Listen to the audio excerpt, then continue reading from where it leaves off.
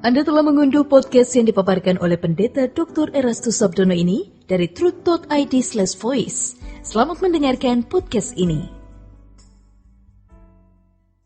Shalom saudaraku, salam sejahtera dalam kasih Tuhan Yesus Kristus.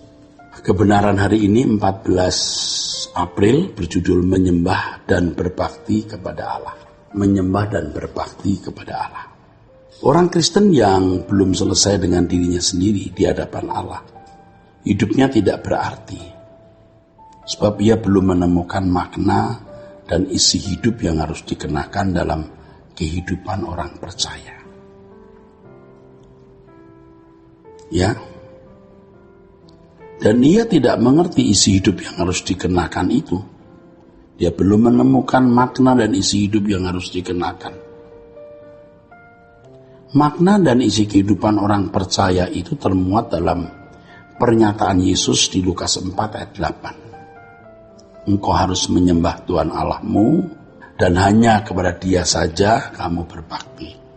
Kepada sesuatu yang dianggap sebagai nilai tertinggi, seseorang akan menyembah. Kepada sesuatu yang dianggap sebagai nilai tertinggi, kepadanya seseorang akan menyembah. Atau seseorang akan menyembah kepadanya.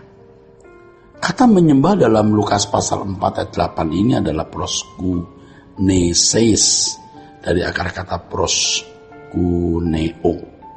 Kata ini dalam arti sempit bermakna tunduk, ya, tapi dalam arti luas memberi nilai tinggi. Menyembah Allah sebenarnya menunjuk sikap hal batin yang menghargai Allah setiap saat dalam segala hal. Terhadap Allah kita harus tunduk dan hormat melebihi terhadap siapapun, ya, dan apapun. Orang yang menyembah Allah pasti juga berbakti kepadanya. Kata berbakti dalam Lukas pasal 4 ayat 8 adalah latreusis. Kata ini lebih tepat diterjemahkan melayani, to serve. Kata ini berakar di kata latreuo yang juga digunakan dalam Roma pasal 12 ayat 1-2. Digunakan Paulus maksud saya dalam suratnya di Roma 12 ayat 1 dan 2. Yang dalam bahasa Indonesia diterjemahkan ibadah yang sejati. Tapi di Lukas pasal 4 digunakan kata berbakti. Ini berarti seluruh daya dan kekuatan yang ada harus dipersembahkan untuk mengabdi kepada Allah bagi kepentingan kerajaannya. Orang yang sudah selesai dengan dirinya sendiri tidak lagi egosentris, tidak lagi antroposentris, sehingga dengan demikian barulah ia dapat menyembah dan berbakti kepada Allah. Selama seorang masih egosentris menekankan kepentingan sendiri, antroposentris menekankan kepentingan manusia atau manusia menjadi pusat, ia tidak bisa menyembah Allah, tidak bisa berbakti kepada Allah dalam roh dan kebenaran. Yesus berkata, engkau harus menyembah Tuhan Allahmu dan hanya kepada Dia sajalah engkau berbakti. Di dalam kalimat inilah terletak arti dan isi kehidupan ini.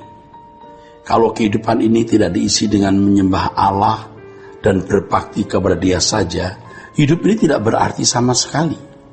Hidup kita harus menjadi suatu kehidupan yang dibaktikan kepada Allah sepenuhnya.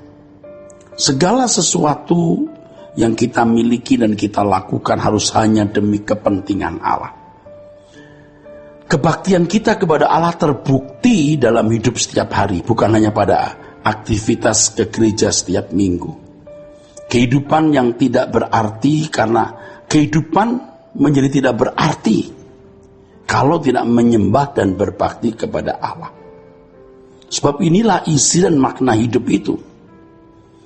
Inilah jalan manusia menuju kepada kehidupan.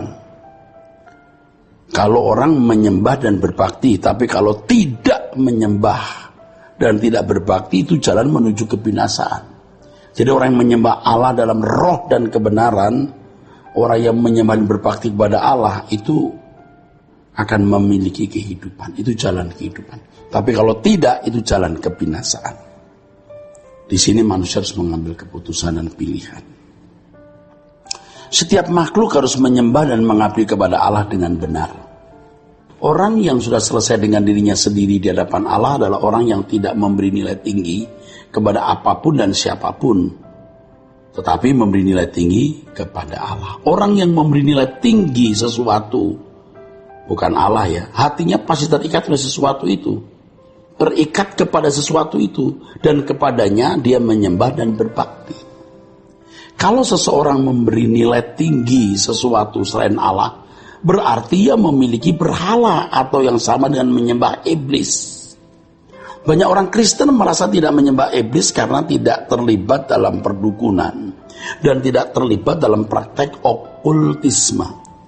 Tidak terlibat dengan perdukunan atau tidak terlibat dalam praktek okultisme belum berarti tidak menyembah iblis, saudara. Jangan saudara berpikir kalau tidak kedukun, tidak terlibat okultisme berarti tidak menyembah iblis. Seorang yang terikat materi itu menyembah iblis.